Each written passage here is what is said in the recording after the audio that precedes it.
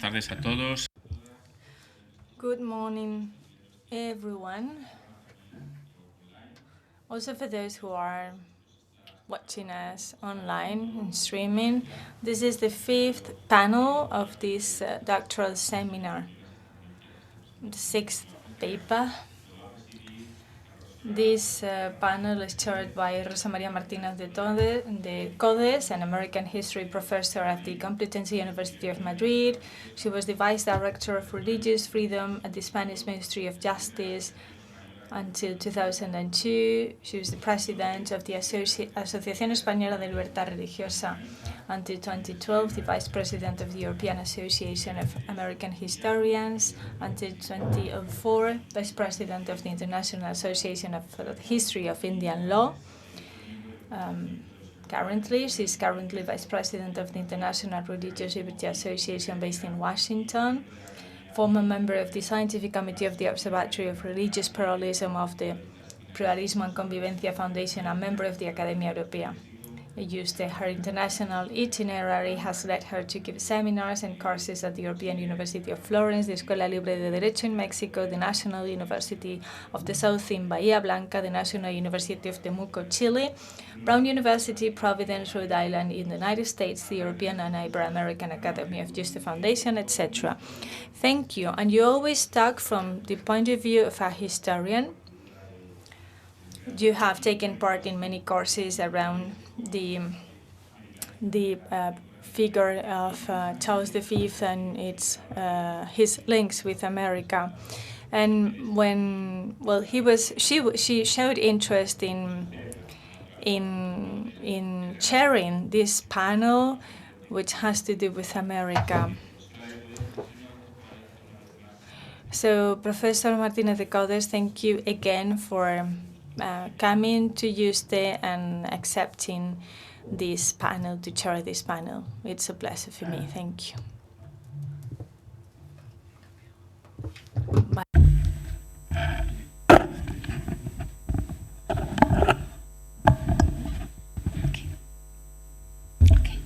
Buenos días a todos los presentes. Good morning, everyone. I will try to raise my voice for everyone to hear me. I'm going to speak slowly because I think that the interpreters are having to work very hard. So I'm going to try to make their lives easier. So before introducing the speaker who's going to close this morning session, Isabel Cristina Lopera, I want to mention a few things that are very much connected to this vision that the Yuste Foundation has when it comes to looking for the ties between Spain and Latin America.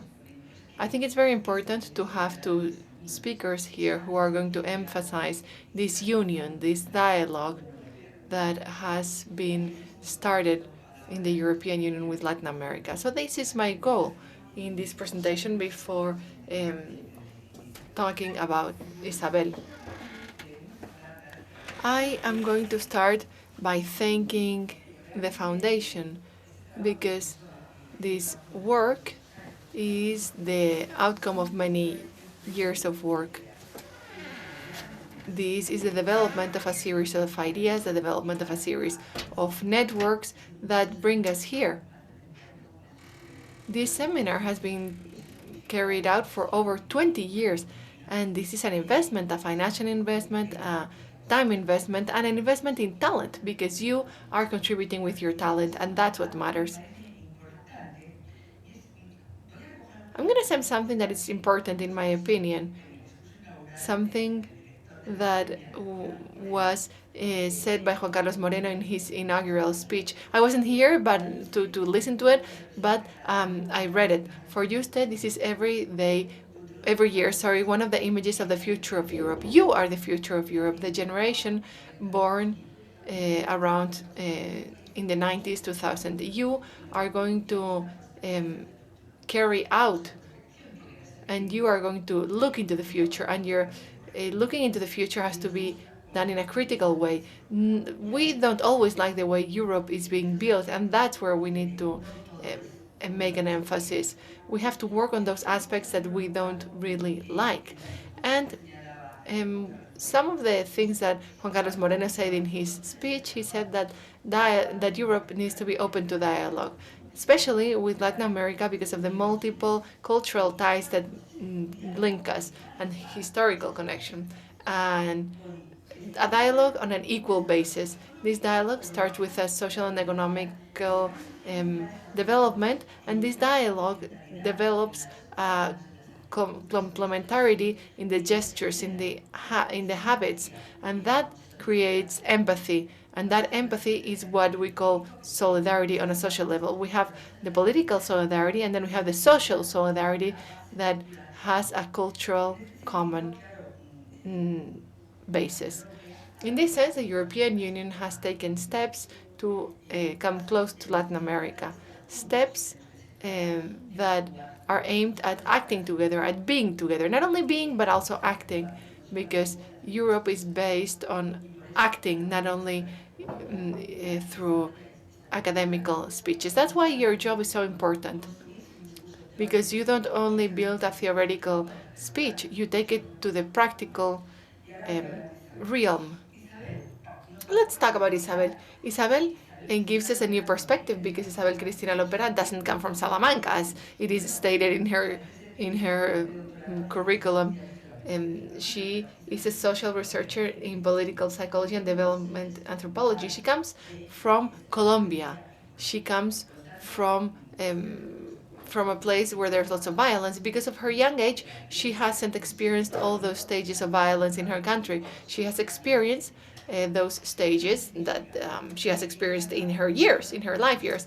This means that in her academic work, in her experience as a PhD student, well, she comes from social research, and political psychology, which is not a very common field. So this political psychology helped her to develop a field work that is close to people. In Colombia, we talk about ex-combatants or peace signatories. We refer to these former fighters in a specific way. So she has an experience as social researcher and political psychology and development anthropology. So she came to Europe and she chose Salamanca, and she chose that city because it gave her wings. Because in that doctorate program, that social sciences program, you were able to go to other destinations. You were at Leipzig, and you were, and previously had worked at the UNAM in Mexico, and in this Institute of Social Research, and you have worked in Berlin. This means that your perspective has been enriched with content from both sides of the ocean. And this is important because that doubles your perspective. Before talking about her work, I'm going to mention a few words, because one of the problems of words like these papers, sometimes papers don't have a context framework that maybe in your thesis work, but that it's not presented here. So there are many questions that are connected to that context that we have not seen or that we haven't heard about. So I am going to devote just 5 little minutes to this previous context, to the topic, because that sets the stage. I'm going to help her topic and be in a context where it can be understood. And it's not easy because she tackled in a very brave way a very complex and thorny topic. So let's define that context. Let's talk about the role of the European Union in peace building in Colombia. Colombia is a paradigm. Colombia has become a paradigm for many researchers in the field of violence and political confrontation. But Colombia is very complex. So we need to look back in order to understand what violence means in Colombia. I would say that in the last 50 or 60 years, Some authors say that it's more time, some others say that it's fewer. Colombia has had many armed conflicts. We're talking about a group of guerrilla fighters, paramilitary groups, and um, state armed forces. Here we find that in this context of violence, there are several groups and forms of interpreting this violence from within Colombia. These conflicts are based on two reasons. On the one hand, we had the conflicts for the use and ownership of land. This is one of the main conflicts that is cross-cutting in Colombia. And then we have a non-inclusive economical system. These are the causes that are present in all conflicts. But this said, if we use history as an analysis tool, we will be able to understand that the main structural problem in Colombia is the intergenerational reproduction of political violence that is rooted, well, and I'm a historian, this is rooted in what we call the War of 1,000 Days between 1999 and 2002. This is the main cause. I mean, I could date back my comments and talk about Bolivar, the independence, but I'm not going to do it. We need to understand the root causes to understand better the proposals than to correct it. This said, I also want to try to define that not all armed conflicts bring direct violence or have causes that are political. There are multiple causes that are not always political for conflicts. But the most relevant thing here is that these internal armed conflicts involve different confrontations and have caused at least, I don't really like figures, but I think here we really need to use figures to understand what's happening. We're talking about 8 million victims, 7 million of displaced people, 230,000 murders, and 8,000 forced disappearances. It's a total record in terms of quantitative analysis. Colombia is a country with the largest quantitative experience in the process of reintegration of people. Until 2016, 2,000 people of the FARC. The FARC is the Armed Forces of Colombia and a Popular Army and the National Liberation Army. Those are the two armed conflicts that created the largest conflicts and that led the government of Santos to sit down and negotiate. I'm talking about finally because this happened after over 20 years of negotiation. 20 years of conflict. The negotiation of the final peace agreement signed in Havana in 2016, there were two agreements that were signed. The first one in Havana and the second one in Bogota, because the first one subjected to voting was not accepted by a large share of Colombians. But before reaching this final agreement, I want to mention that there were three prior negotiations before 2012. First, under Belisario Betancourt, who was the president in the 80s, then under Cesar Davidia, and later by Andrés Pastrana at the end of the 90s and beginning of the 2000s. So here we're talking about a whole process of learning in Colombia of these failed peace processes. These were failed, but they were peace processes nonetheless. So let's talk about the 21st century. In the two mandates of Álvaro Uribe, a democratic safety policy was implemented. It considered guerrillas a terrorist group and it rejected the interpretation of the conflict as an internal armed conflict. The outcome of this policy, was to reduce the FARC to half of its numbers and and it replaced or reframed the hostility setting because it opened the need to a different pact to put an end to armed conflicts. Uribe's politics were very controversial, and it opened new scenarios. That was the piece that would start in 2002, the possibility of opening the participation of the European Union, because that's when the European Union started becoming involved in this project with its funds. I'm saying this because after Uribe, Juan Manuel Santos appeared. Juan Manuel Santos was the defense minister of the second mandate of Uribe. And Juan Manuel Santos, in his inaugural speech, said that the gate to dialogue is not locked, and I want to set the grounds for a true reconciliation between Colombians. This is a political statement, a firm statement by Santos, and these words date back from 2010.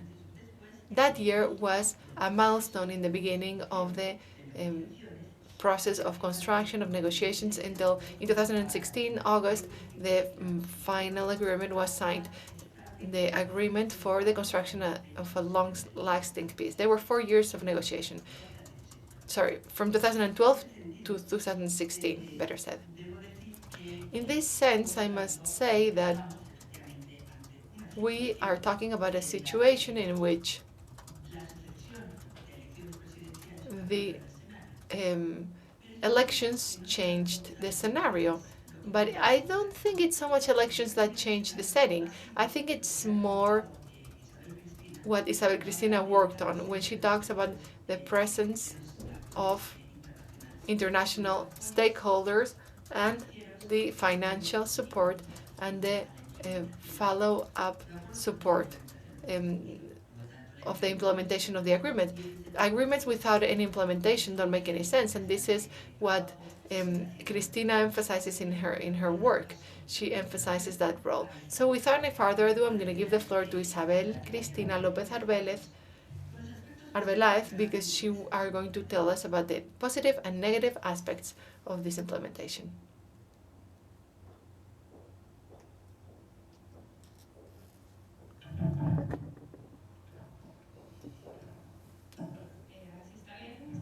Can you hear me?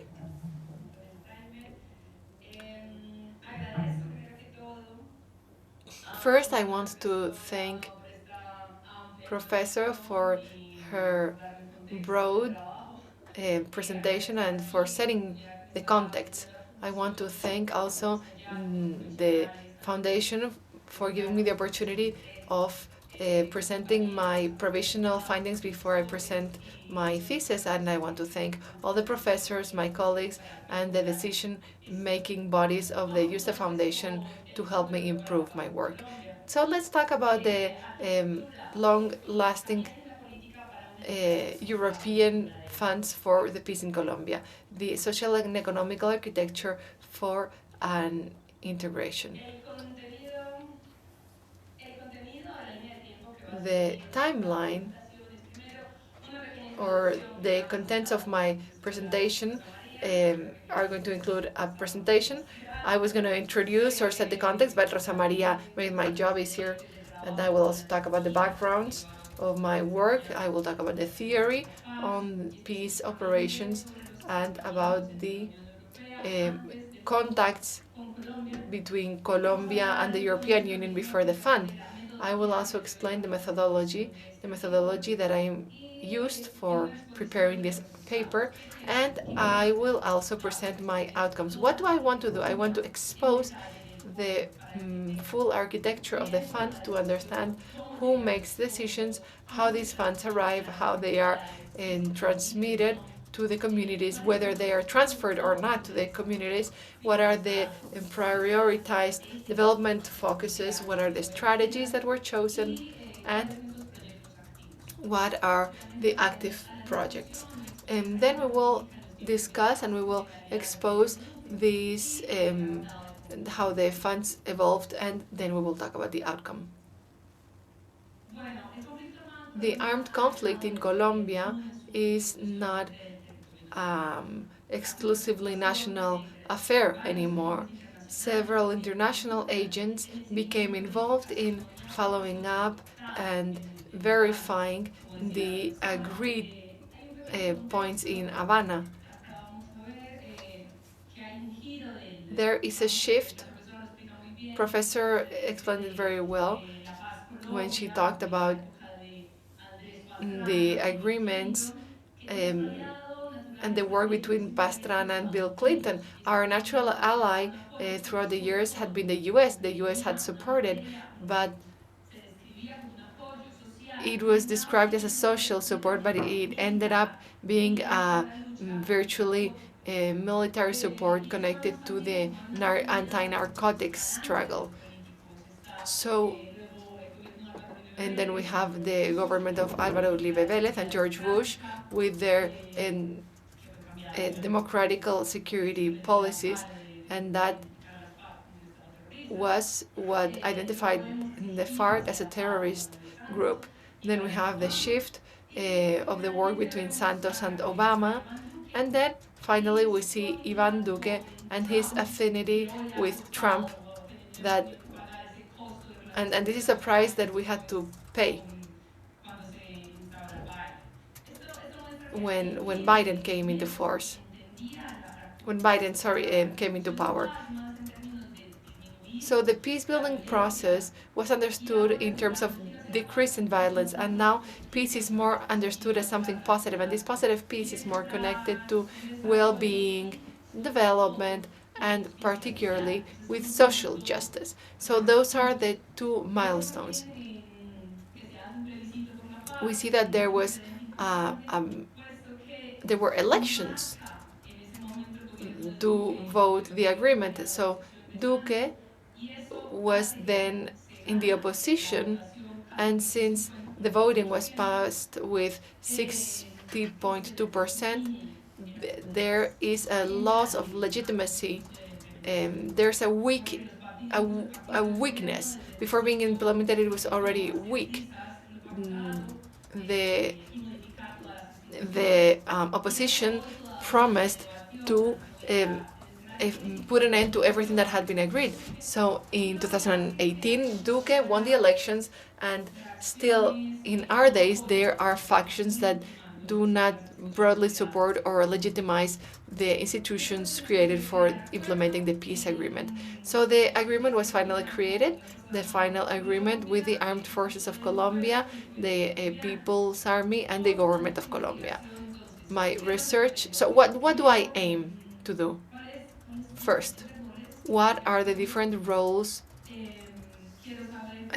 played by the different actors, how those roles are assigned, and finally, I want to establish whether they have a decisive role of diplomatic pressure with the current government. So the article aims at contributing to the debate to the peace or the post-liberal peace or hybrid peace, using Colombia as a case study.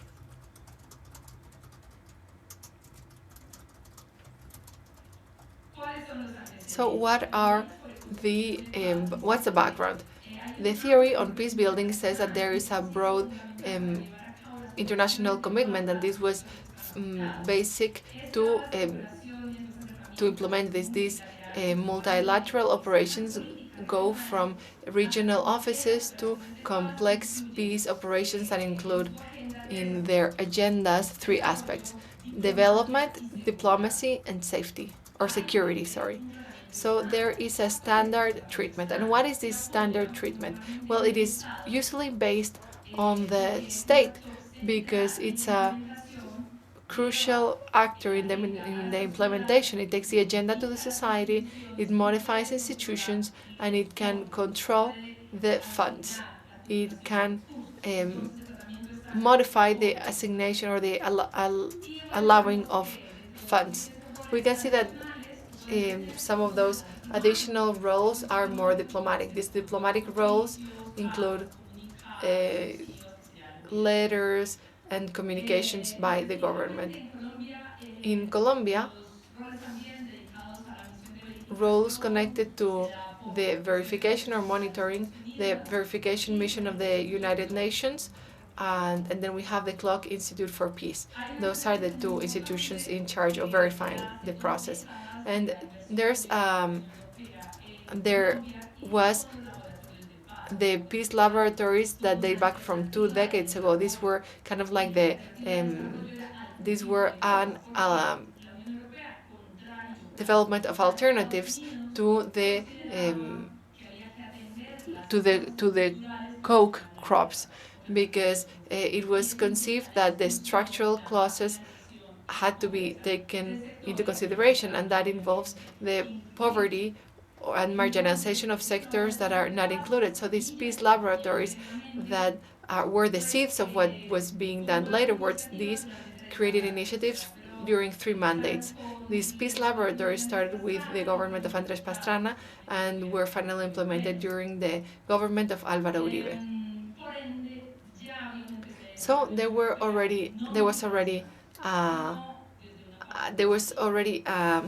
an experience, a prior case of a non-militarized um,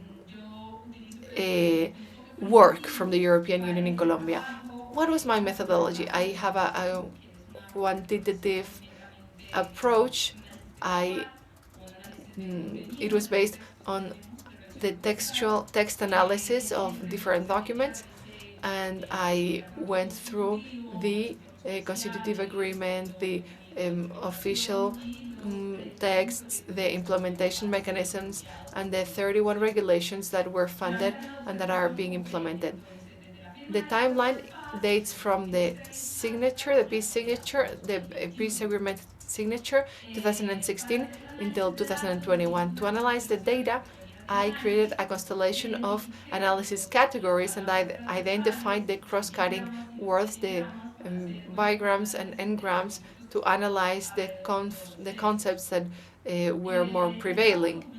The document work is complemented with more work, because I wanted to see if this discourse that I'm analyzing, or this piece of rhetoric, is in line with the needs of the people, with a more down bottom-up perspective.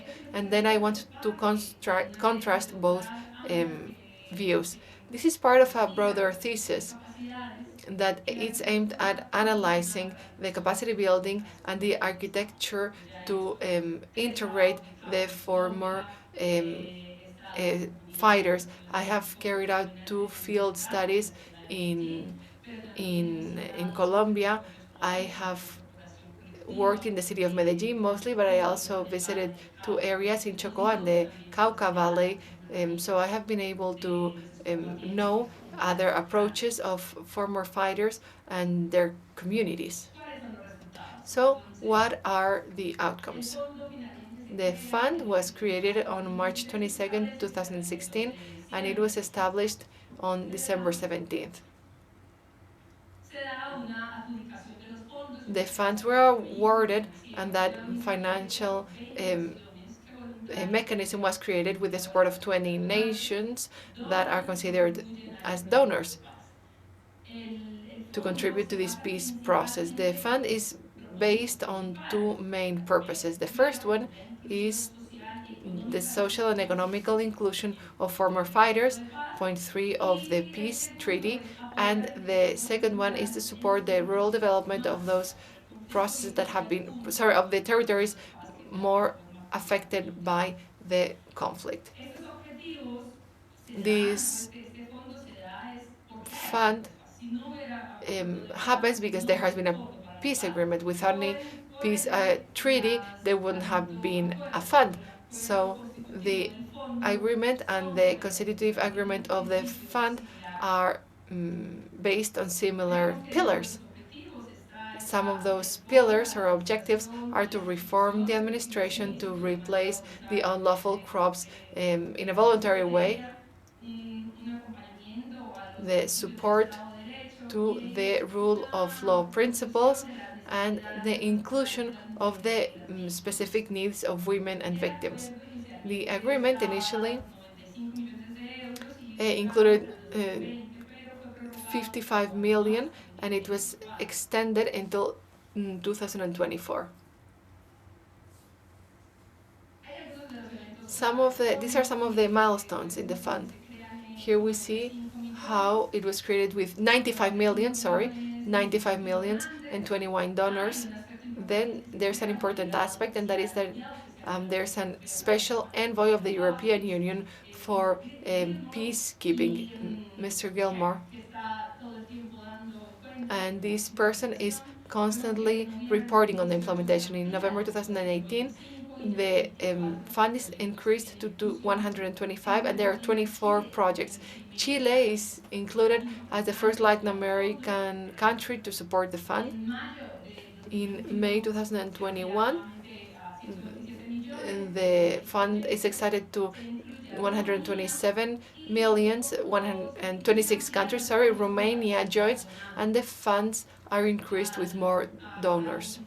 Up until November 23rd, 2022, there were 130 millions with 31 projects, active projects, involving 21 member states plus UK and Chile. What are the governance bodies and who makes the decision to award the funds? The first one is the Council of the Trust Fund.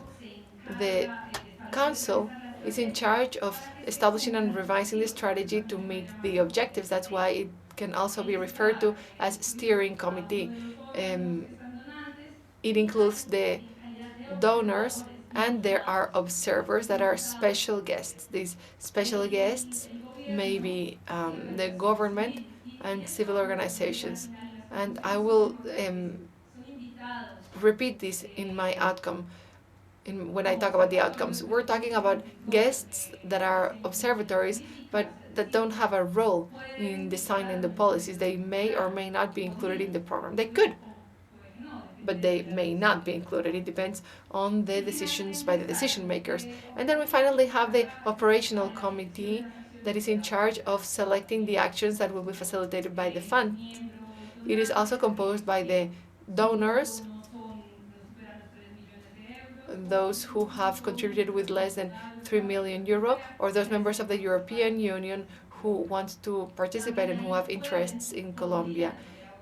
Here, on a voluntary basis, civil society organizations may be invited to take part, but this would be just an alternative. But what is the way to allocate it when the projects are already have been discussed and have been approved? Who gets the money?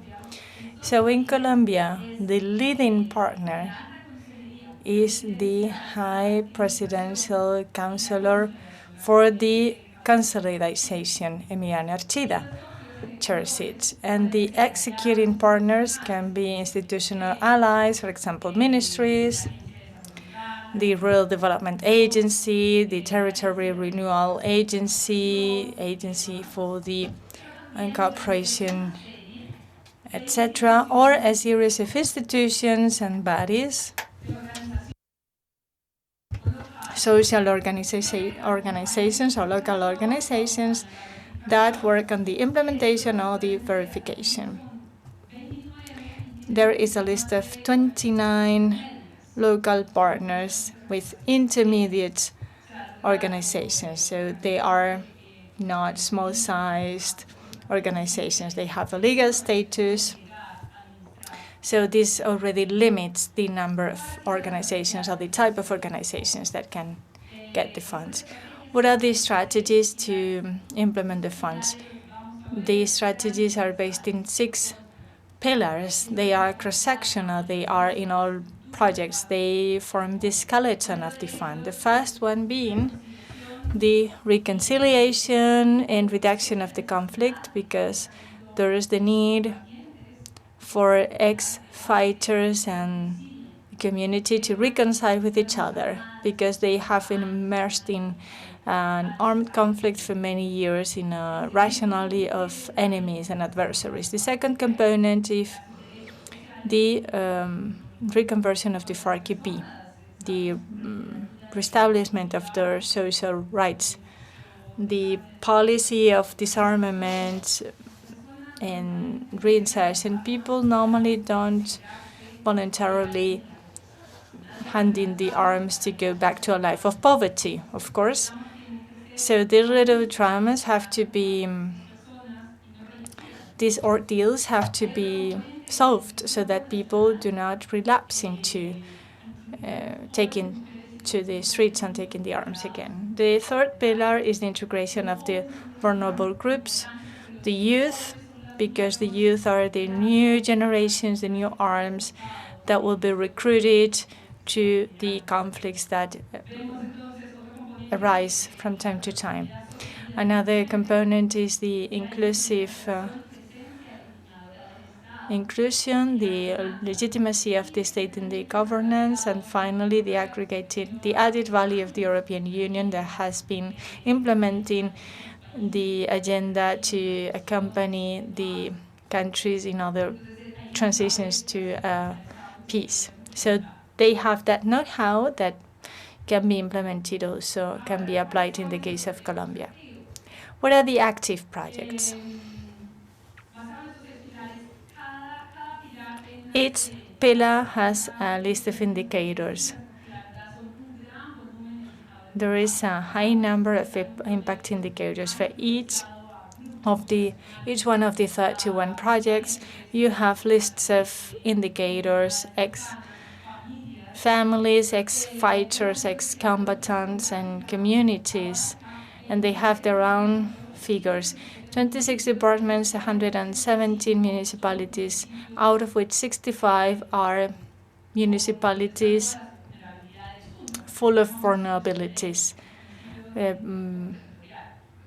Special municipalities where all the vulnerabilities can be found.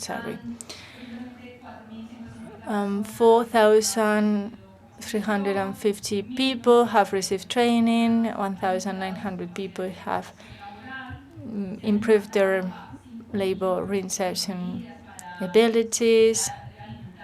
5,400 families have received training on agriculture projects.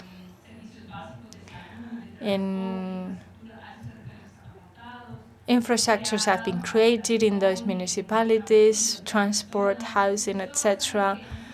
22,000 people have been trained. This has been going on for 5 years and has positive results in many people in the territory. But if we analyze the content of these projects,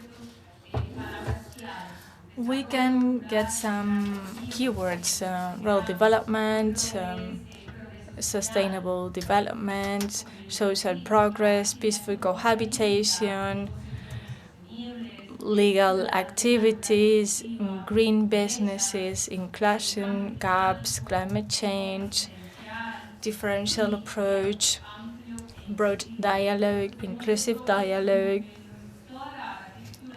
So the architecture of the projects is consistent with what has been mentioned in their architecture, in the project's architecture.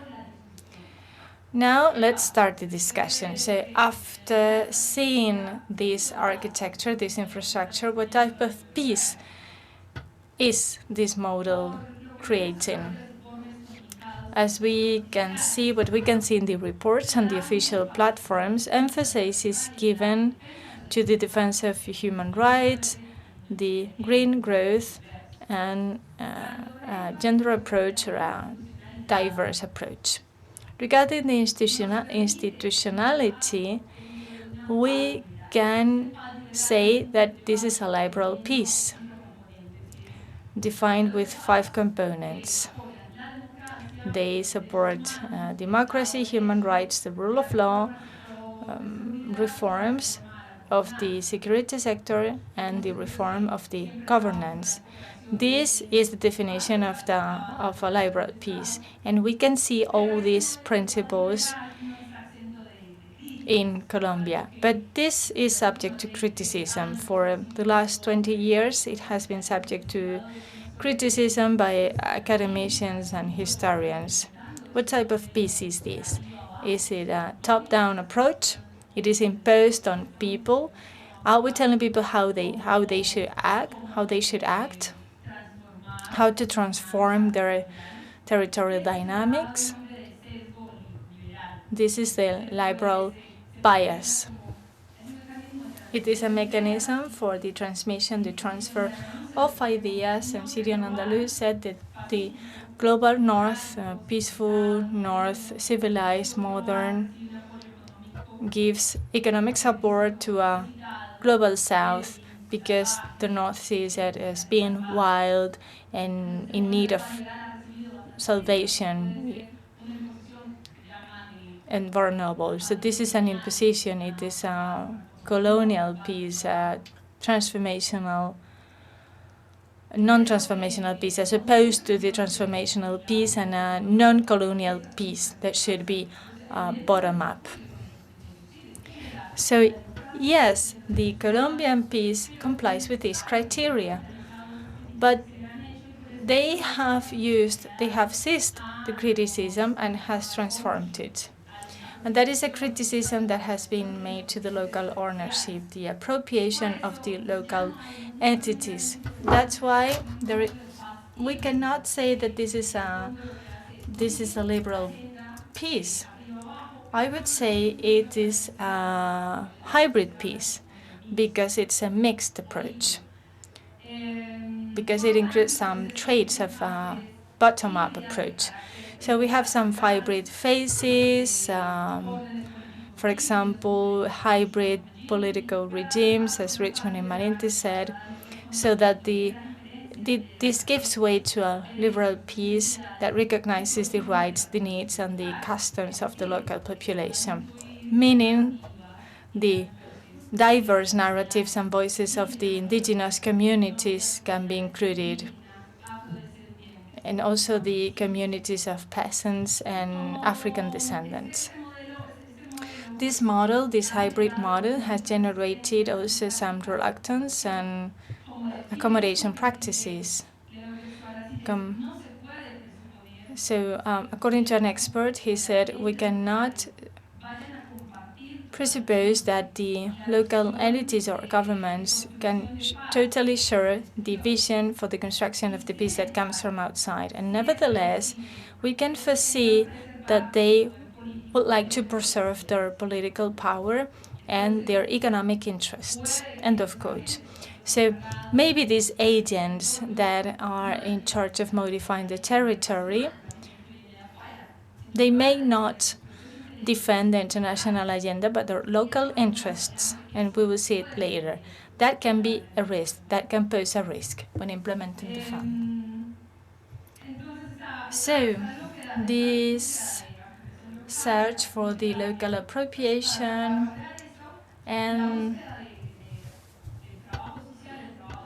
in order to safeguard this work, when working with the civil society and in the grassroots movements, we try to involve them in the decision-making process because the fund needs to guarantee the local appropriation, and it should include the motivation of the local partners and the government on equal foot. They know that the mechanisms for the cooperation for development must include this local component. Otherwise, these vehicles for funding dilute in assistentialist or patronizing agendas. So they know it, and that's why they make an effort to involve the local partners and the local entities. Otherwise, the conditions will arise again to create the situation that was before the agreement. That's why we try to involve the local entities. But it is true that this is easier said than done. It has many challenges because we have to go lower to a lower level. We have to deploy more people to try and perceive the differences of the communities and the people in the field. So even if there is a standardized model to do that, coming from the Western Bloc, the local model is not homogeneous at all, because it's composed of a huge array of factors, institutions, authorities, traditional institutions, community institutions, different ethnicities that can live together in the same place, different kinships and NGOs, liberal actors, non-liberal actors, or even in this context of heterogeneity, the armed conflict is still there. Some territories in Colombia still have armed conflicts. Peace has not reached all the territories, so some projects are being implemented in the territories at the same time as some armed conflicts and armed groups are still occupying part of the territory. So this renders everything more complex, as you can imagine. As a consequence, some of the problems are that the local things are not homogeneous, are heterogeneous. We must understand the religious, political, cultural, social context of the host communities. There is also a crisis of representativity due to this heterogeneity.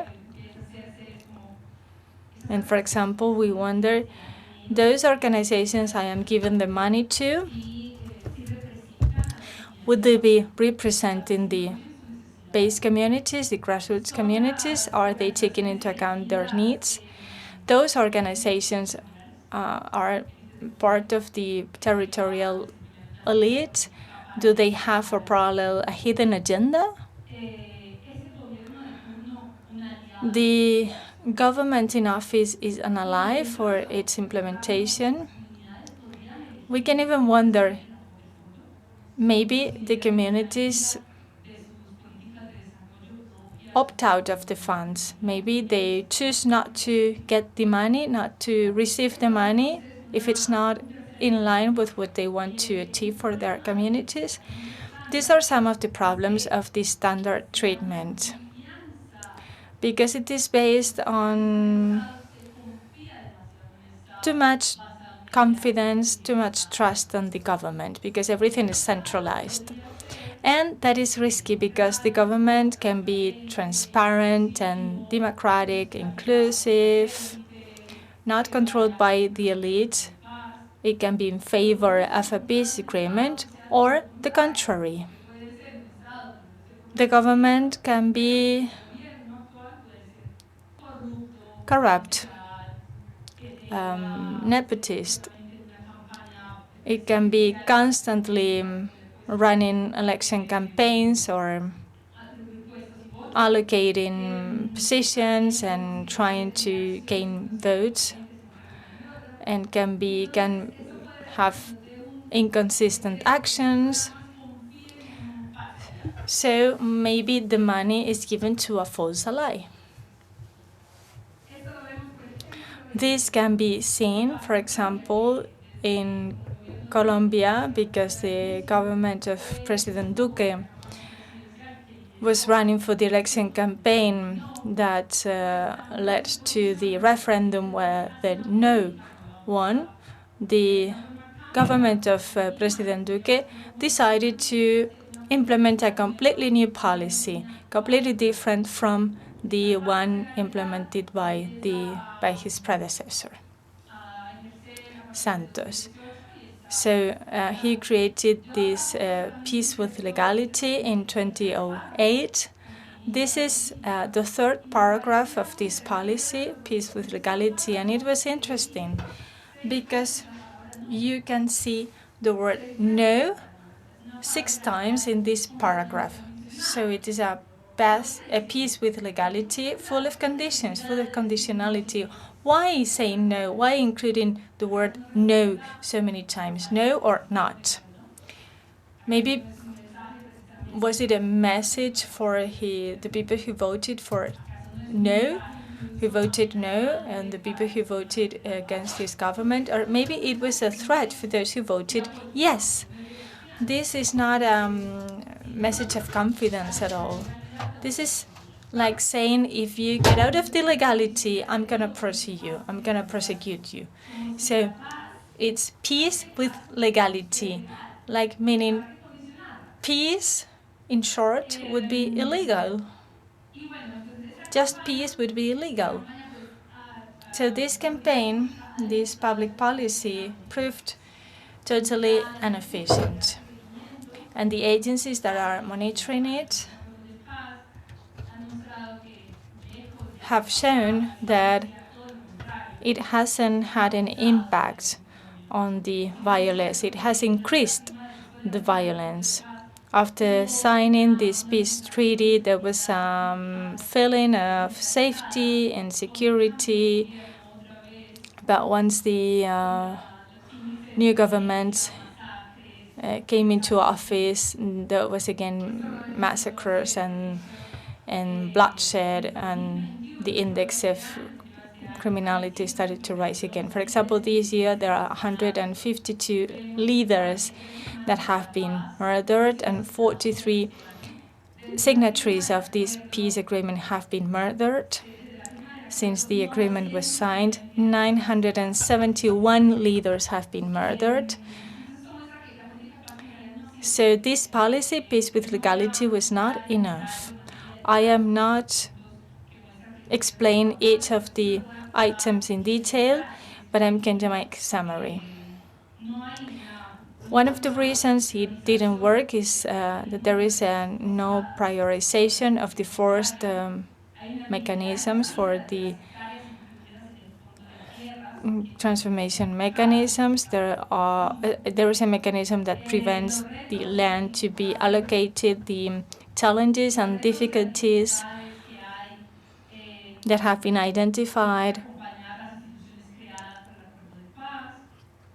in terms of the institutions that were created to accompany the peace process. The director of the Center for the Historical Memory is a negationist. He denied the existence of the conflict. So he's trying to change the history and all this rationally. There is no guarantee to allocate lands for the ex-fighters. The budget is reduced every year. The money given to the peace entities, peace building entities, receive less money every year, 20% less every year. So the three organisms, the three bodies, the Special Jurisdiction for Peace, the Truth Commission, and the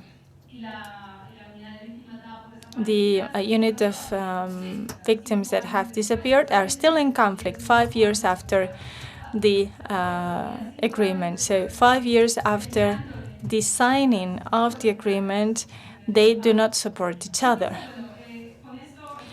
So I have to say that the current government, the government in office now, might not be a false ally, but it is an passive-aggressive ally, because it says that it supports it, but in the international arena, but on the local arena, it never supports anything, and it won't legitimize anything. So the European Union is doing some diplomacy and has protected and safeguarded what was already being agreed on. It is even safeguarding all these agreements and funds from the current Colombian government. And we saw it during the national protests this year. The European Union said, we are very concerned and worried about the situation, the murders of the demonstrators, peaceful demonstrators, and they sent some press conferences and press releases saying so. So there is an agenda to protect what has been established already. So I consider that this model that is additional to the funding vehicle that is effective, in my opinion, even if it has room for improvement, it's been supported by this preventive diplomacy that is safeguarding the basis, which for me is more valuable because the money could be replaced by other funds, but the diplomatic pressure is much more important for these to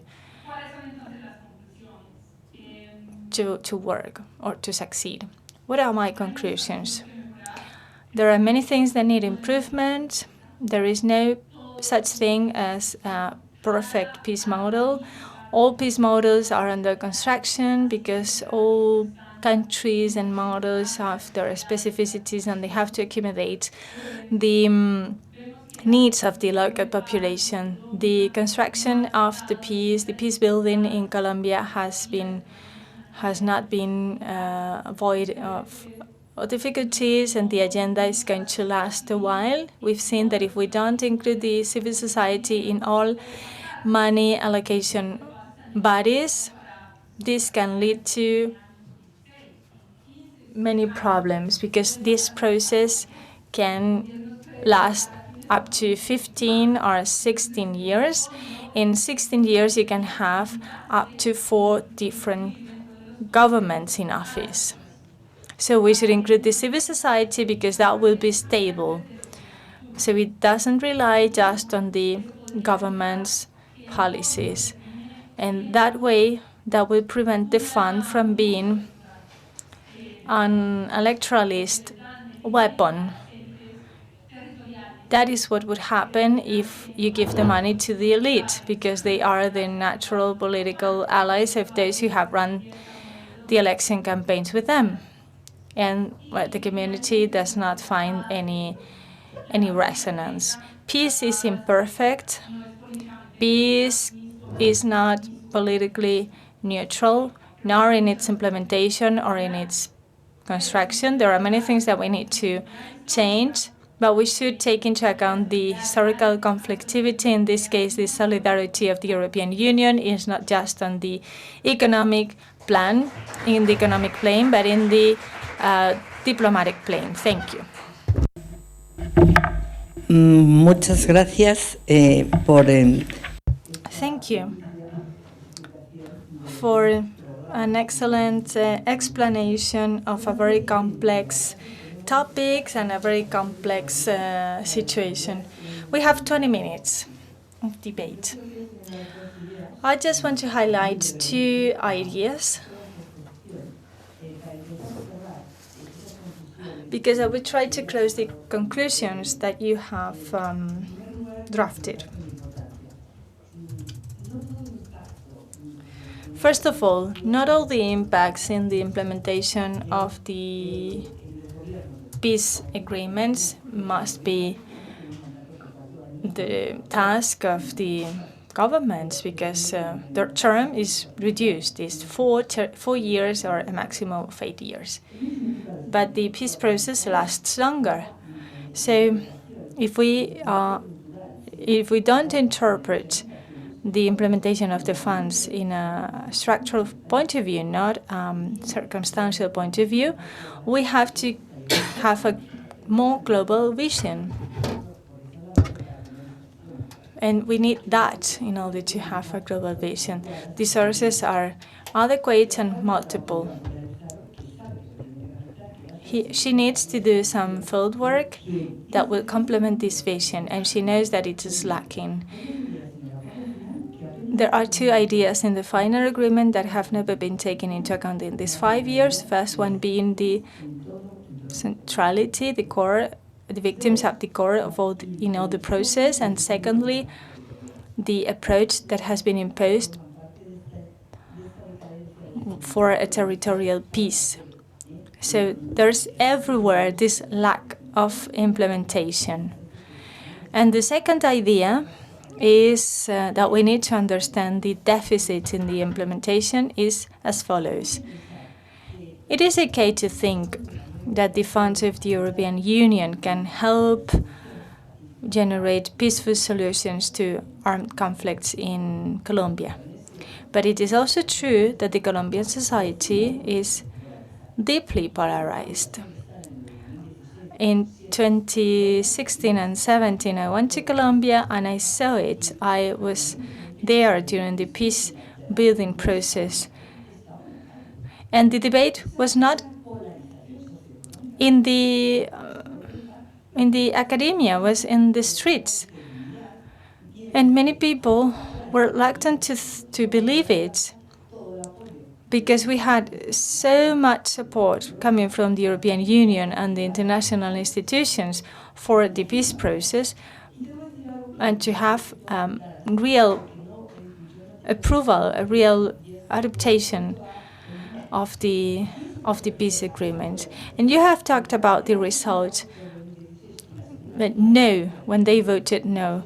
Between August and November 2016, there was a political transition because 50,000 voters voted no. Where do they come from? The evangelical churches. That's why they voted no, and that needs to be taken into account. You can find it everywhere in all newspapers. I was reading it in the newspapers every day. So the evangelical church supported the no during the first referendum. But then there was an amendment, and that's why many people voted yes. What really matters, and still matters for a successful implementation of the agreement, is that we need to reduce the polarization in the society. You can feel the tension.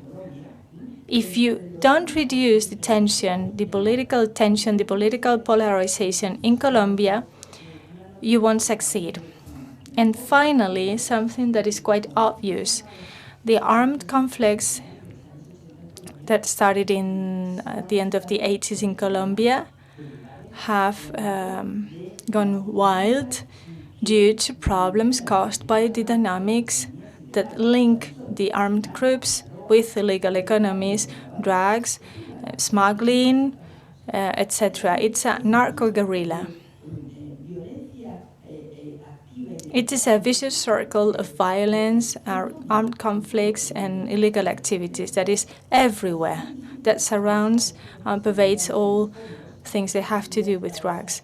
So we need to see whether these funds can deactivate, can inhibit those illegal groups that are working in a territory where at the same time the peace is being built.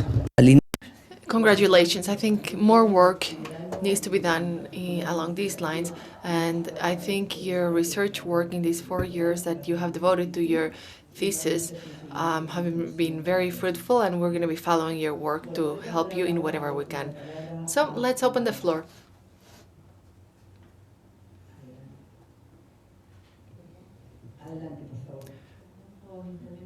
I'm sorry about taking the floor so often. I'm leaving today, so I wanna make the most. Yeah, all criticism is welcome. No, not at all. I think you're excellent. Your work is excellent, and just as the previous ones, your work is excellent. More than criticism, I just want to make a few comments. I share many things.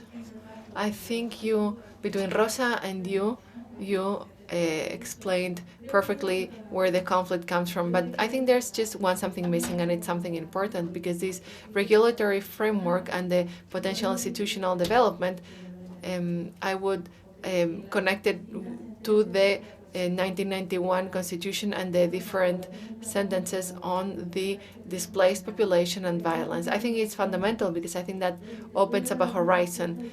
It may give you some answers, and that fact may give you solutions too, I think. I share many things, and I want to say something that I will also repeat. Well, I'm not going to tell everything, but there's something that I'm very interested in. If we look up and take a vision of get the big picture, we need to compare this situation with other conflict. when we cooperate with conflict, how can we cooperate with conflict countries? Well, Colombia is a country of average or middle income. It's a middle income country, so it would be outside of our cooperation scope. Why do we cooperate with Colombia? Well, because of the conflict.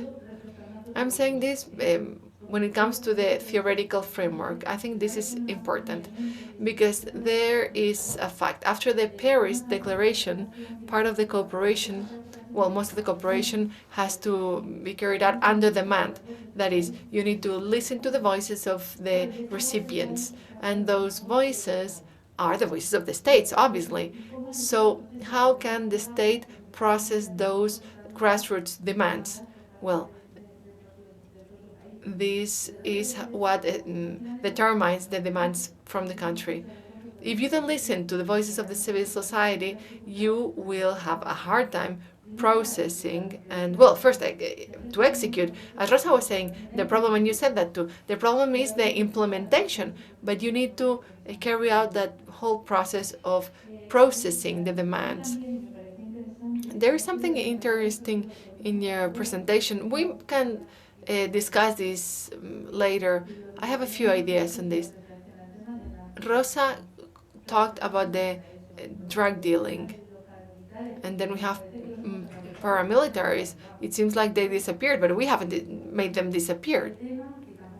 And then displacements. I think that's a fundamental aspect. And then we have the impact on migration from Venezuela to local populations, because when you do your field work, you're going to see that, especially if you work in specific territories and in the border. I'm going to say something that may not be politically correct. There's not only a narco-guerrilla. For some time, there was also a narco-state. Let's put things clearly. So we have cooperated with a narco-state. You may erase this from the recording.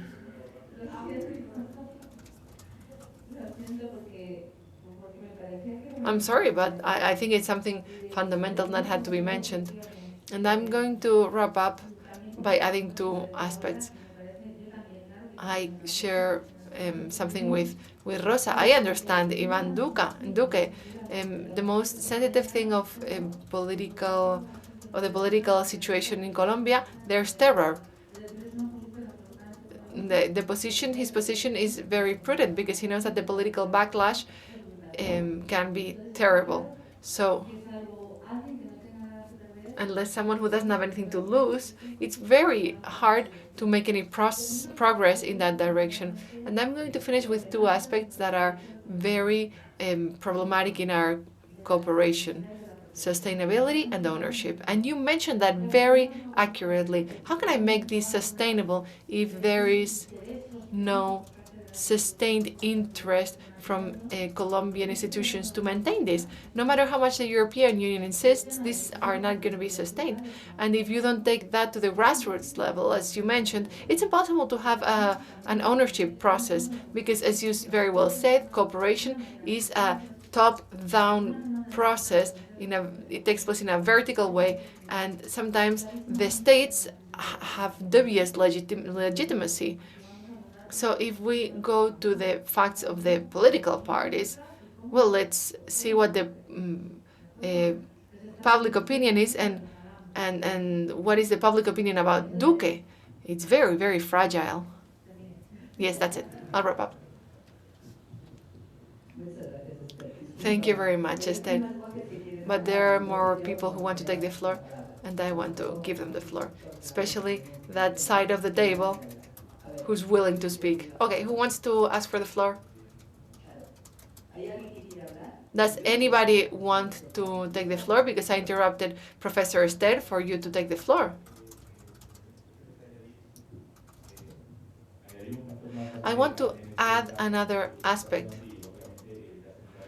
because logically you focus on the role of the European Union in finding a solution to this project and in supporting the peace process. But there are other international actors. There's something that I don't know whether you include or not. How is the role of the European Union combined with the role of other international actors who are also supporting and interested in the process?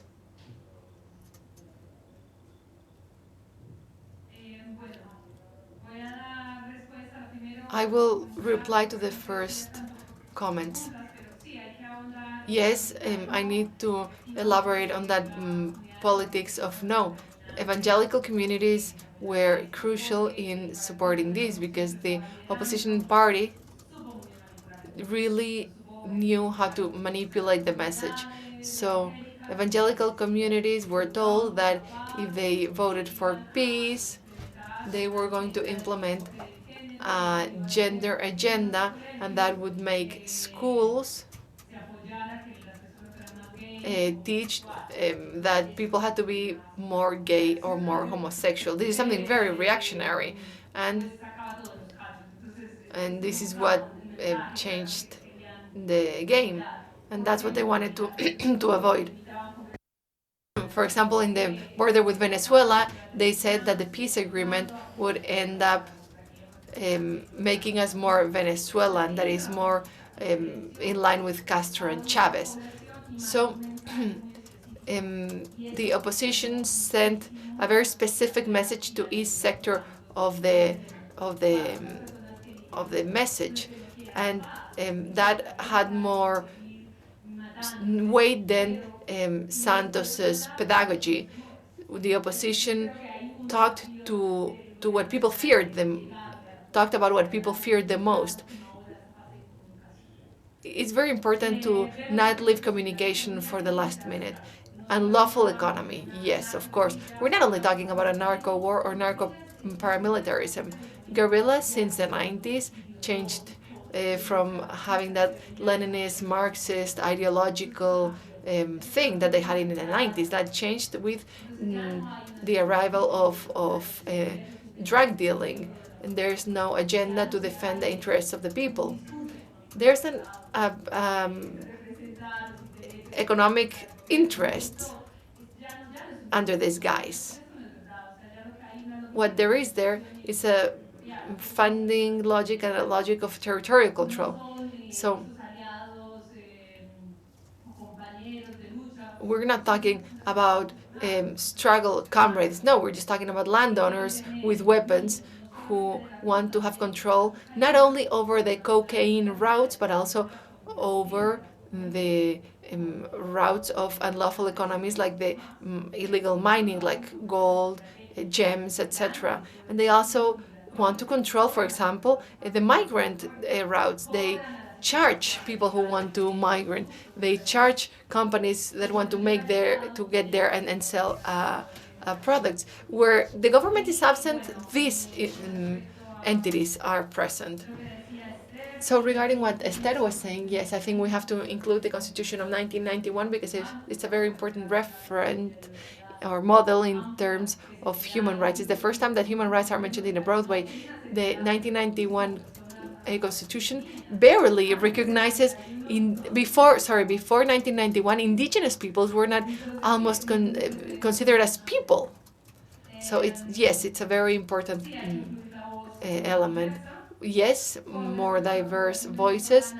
With regards to people from Venezuela, there is a work that is being carried out, and in the morning we heard about these discussions on migration and how they have fueled the hatred discourses, and that's what filling the voting polls.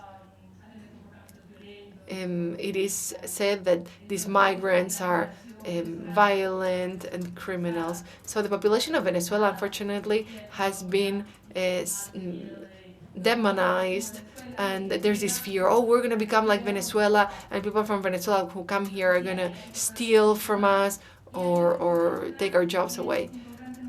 And there's something additional. With the pandemic, since the state had to close operations, non-state organs increased territorial control and even imposed lockdown conditions that were more severe than the national takedowns. For example, since the groups want to control the territory, they didn't let people leave their villages. The public transport was not allowed to get in, so this has been strengthened. And Miguel Angel, about your question on how to avoid duplicity, right? That was your question. Well, this multi-donor fund, since it's led by Emiliano Erchila, what it does is to include a representative in each of the institutions. For example, the fund from the United Nations brings in a delegate to avoid duplicity of activities in the territory. For example, the United Nations Program for Development just has one single program. Yeah, just to avoid duplicity in terms of costs and operational deployment. Thank you very much. Congratulations. I want to congratulate you with all my heart. I think it's an excellent work. Teresa wants to take the floor. Please, Teresa, go ahead.